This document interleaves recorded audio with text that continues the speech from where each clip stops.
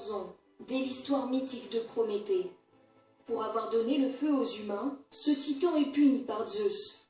Enchaîné à une montagne, il se fait chaque jour dévorer le foie. Une souffrance qui se répète à l'infini puisque son organe repousse à la nuit tombée. Hasard de l'histoire, cette capacité anatomique était pourtant inconnue à l'époque. Le foie est le seul organe du corps humain qui se régénère. Alors évidemment pas en une nuit, on est d'accord, en une nuit, mais en 4 mois, on pourrait récupérer 3/4 du foie par exemple. De l'Antiquité vient aussi son nom dans les langues latines, une origine tout à fait singulière qu'on trouve dans l'assiette des Romains. Le mot foie en lui-même vient de figue. Les Romains gavaient les oies pour faire du foie gras avec des figues. Eh bien, le mot foie en latin a disparu et on n'a gardé que la figue. C'est pas non plus complètement hurluberlu parce que la figue, elle est violetée et très foncée. Pour le sage, le sang est l'un des 4 piliers. Lorsqu'une personne tombe malade, il faut retrouver l'équilibre et enlever de l'humeur en trop. Les saignées seront un remède de choix pendant plus de 20 siècles. Le foie fait partie de l'humeur dite sanguine. Donc ça, c'est important. Et pourquoi? Eh bien parce qu'on est persuadé que le sang est fabriqué au niveau du foie. Au IIe siècle après Jésus-Christ, Galien va plus loin. Pour lui, le foie est une véritable usine à sang, pas le cœur. Les aliments ingurgités sont transformés en sang dans le foie. Ils circulent ensuite dans le corps et s'évacuent par les urines, les selles et la sueur. Médecin des gladiateurs, Galien est considéré comme une sommité. Pourtant, ses observations anatomiques ne reposent que sur des animaux. À l'époque, les dissections sur humains sont interdites. Galien, en fait, va disséquer quelques singes, surtout beaucoup de chiens. Et c'est de là que viennent certaines de ses erreurs. La première, effectivement, concernant le foie, c'est qu'il considère que le foie du chien ayant 4 lobes, le foie de l'humain a 4 lobes aussi. Une erreur, puisque l'être humain n'en possède que 2. Il faudra attendre 1543 et un jeune professeur d'anatomie à l'université de Padoue, André Vézal, pour que ce soit démontré. Il va donc disséquer beaucoup de cadavres, faire des planches anatomiques extrêmement précises, et quand il fait le foie, il marque bien 2 lobes au foie, donc pas 4. Aller à l'encontre de Galien, c'est très fort, et Vézal va le faire parce qu'il a vu. Il n'a pas comparé l'animal à l'humain, il a vu l'humain. Vézal met fin à plus de 1000 ans d'erreurs scientifiques. Moins d'un siècle plus tard, un médecin, anglais cette fois, fait une découverte qui change tout. Grâce à ses expériences sur des grenouilles, William Harvey s'aperçoit que ce n'est pas le foie qui est au centre de la circulation sanguine, mais le cœur. Après plus de 2 millénaires, le foie perd sa place d'organe majeur. Quant à son rôle exact, ce n'est qu'au XIXe siècle qu'un physiologiste français le découvre. En 1855, Claude Bernard démontre notamment sa fonction dans la régulation de la glycémie. Fait une vraie capacité de régénération. On a gardé ce mot-là, mais qui est un tout petit peu impropre, dans la mesure où, quand on enlève par exemple la partie gauche, elle ne repousse pas, c'est la partie droite qui grossit pour finalement restaurer un certain volume et une fonction. Mais c'est bien sûr quelque chose qu'on utilise énormément en chirurgie, puisqu'on peut enlever jusqu'à 70% du foie. Et la partie qui reste va grossir pour que les fonctions soient assurées ensuite. Ça veut dire que je vous coupe, ça veut dire que dans le cadre d'une transplantation hépatique, vous prenez la moitié de mon foie, je m'en fiche un petit peu puisque je sais que je vais régénérer, la partie le receveur va régénérer un foie à partir de la partie que je lui donne, c'est aussi simple que ça? En théorie, oui, mais c'est peut-être pas aussi simple que ça, dans la mesure où, tout d'abord, en France, la plupart des greffes sont faites avec des organes entiers prélevés chez des personnes décédées. Et quand on fait des greffes entre vifs, entre personnes vivantes, c'est exactement le principe que vous venez de décrire, sauf qu'il ne faut pas oublier que le risque n'est pas tout à fait nul d'enlever, même si le foie a les capacités de régénération, on est quand même exposé à quelques complications, et donc il y a des risques à réaliser cette intervention chez un donneur vivant, même en bonne santé. Je sais que vous n'êtes pas gynécologue, professeur Samuel, mais il faudrait quand même savoir si le foie est abîmé en cas de grossesse multiple.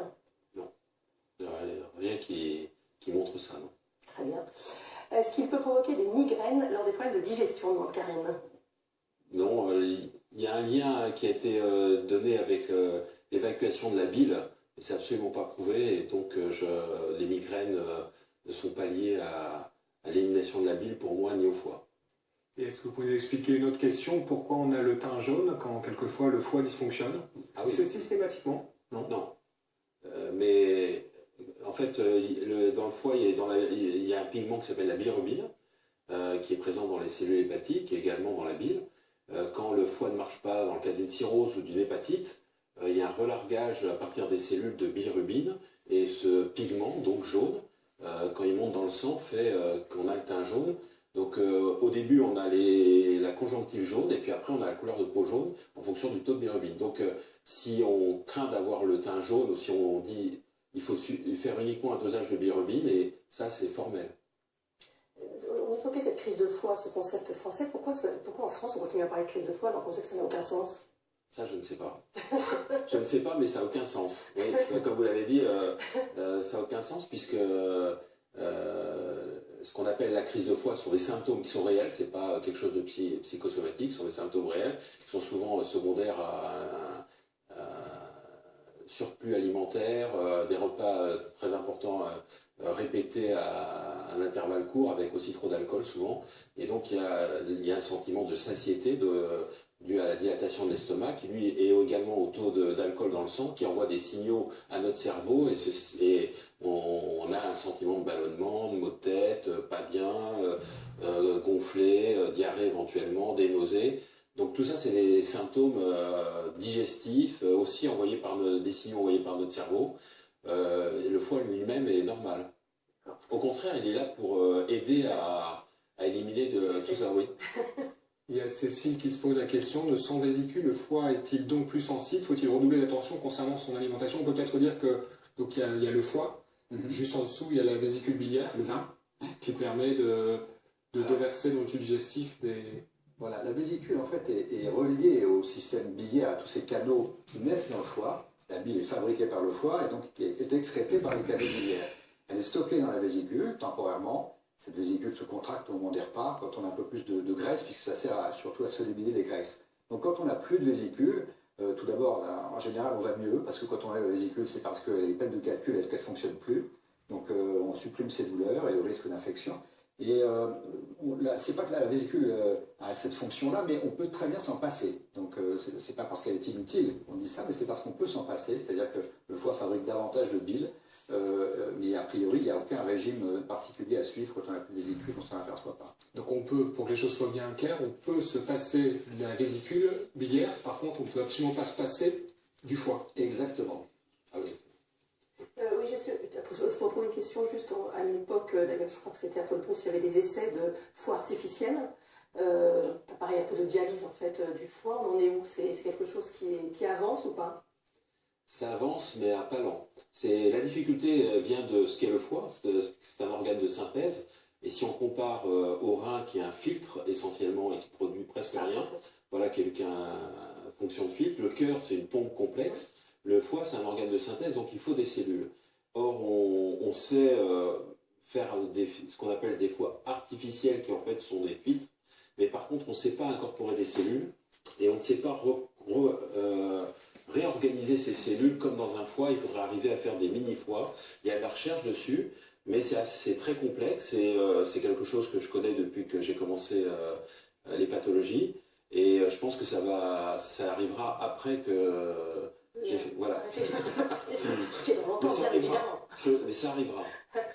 Alors le foie est, on vient de le voir, régulièrement touché par des maladies. Depuis quelques années, il est possible de l'opérer par célioscopie, par exemple, avec des procédés de plus en plus modernes, et notamment par la 3D, une opération beaucoup moins invasive qui permet une récupération plus rapide. Anaïs Plateau, Marc Levastroux ont suivi une intervention à la Pitié-Salpêtrière. Cette patiente de 63 ans a déjà été opérée d'un cancer du côlon. Une métastase a été repérée sur son foie. Après 3 mois de chimiothérapie, la partie atteinte va être retirée. Les lésions qui les intéressent aujourd'hui, c'est cette lésion métastatique, ici, qui est située entre la jonction entre le lobe gauche du foie, c'est cette partie-là, et la partie droite du foie. L'opération va être effectuée sous célioscopie. Là, on introduit du gaz dans la cavité abdominale par l'intermédiaire de ce trocard. Ensuite, je vais retirer ça et on mettra la caméra à la place. Alors, le ventre va se gonfler. Du CO2 est insufflé à basse pression pour éviter les douleurs post-opératoires. Voilà, donc là, oula, voilà, effectivement, elle a un foie un peu malade. Déjà, il est gros et gras. Et vous voyez, à la surface du foie, il y a vraiment des lésions de ce qu'on appelle de péliose, c'est-à-dire de lésions des vaisseaux du foie, liées à l'utilisation de la chimiothérapie. Voilà, la lésion se situe là, juste ici. Elle est dure, elle est blanche. Vous voyez? Juste là. Les images sont en 3D, le rendu est plus réaliste et surtout beaucoup plus précis. Il présente un intérêt lorsque les risques opératoires sont importants. Et chez elle, ça va être particulièrement utile parce qu'elle a une maladie du foie qui expose à un risque hémorragique. De petits saignements apparaissent au début de l'opération. Il faut fermer les vaisseaux qui amènent le sang au foie pour éviter l'hémorragie. Voilà, c'est parti, c'est clampé. On ouvre le foie progressivement. Vous voyez, ça ne saigne pas. Le chirurgien cautérise les petits vaisseaux présents sur la coupe. Peu à peu, la partie du foie métastasée est séparée.